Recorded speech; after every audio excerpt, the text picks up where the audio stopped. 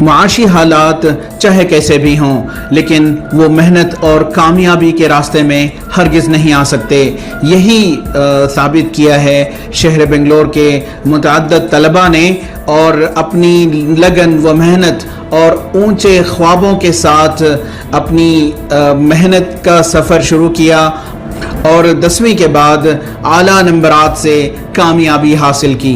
میں government school میں پڑھی، میرا جو ہائر ایجوکیشن تھا جو گورنمنٹ اسکول میں کمپلیٹ ہوا. اب جو بھی اسٹوڈنٹس 10 پاس کیے ہیں، آپ کچھ بھی ڈرنے کا نہیں، آپ کو ڈی گریڈ کریں گے کہ آپ نہیں کر سکیں گے پرائیویٹ کالجز میں، پر آپ ہمت نہیں ہارنے کا.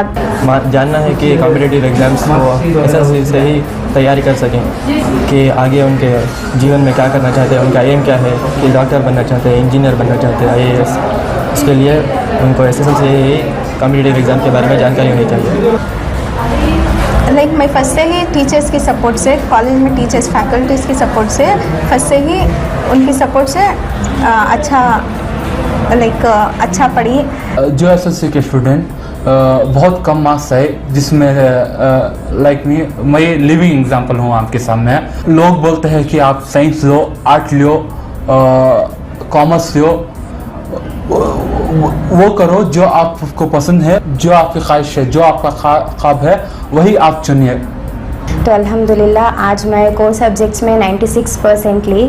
سر ٹیچرز بہت ہم کو نوٹس وغیرہ دیتے تھے اور اسٹڈی میٹیریلس بھی رہتے تھے، بہت گائیڈ کرتے تھے ہم کو.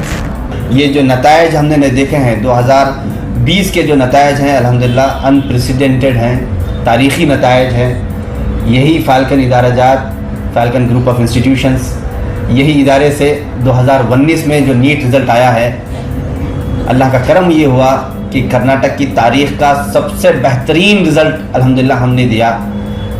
ایک اسٹوڈنٹ محمد مدثر ایک چھوٹے سے گاؤں سے آیا تھا، گوری پیٹ جیسے گاؤں سے آیا، کولار کے، کنڑا میڈیم کا بچہ، گورنمنٹ اسکول کا بچہ، جس کو انگلش پڑھنے نہیں آتی، لکھنے نہیں آتی، اور الحمدللہ یہ بچے نے کرناٹک کی تاریخ لکھی. اور یہ بچہ 663 مارکس لیتے ہوئے نیٹ میں پورے انڈیا میں جتنے مائنورٹیز انسٹیٹیوشن ہے اس میں نمبر 1 بچہ بنا. اور الحمدللہ بنگلور میڈیکل کالج میں یہ بچہ ٹاپر ہے.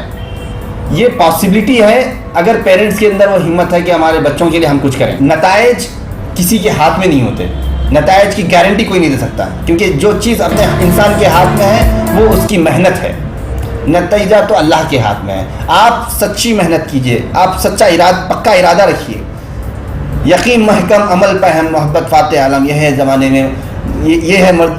زمانے میں مردوں کی شمشیر ہے. طلباء کو چاہیے کہ خواب اونچے رکھیں، بھلے ہی ان کے معاشی حالات کمزور ہوں لیکن محنت اور لگن سے ضرور کامیابی کی طرف پہنچا جا سکتا ہے.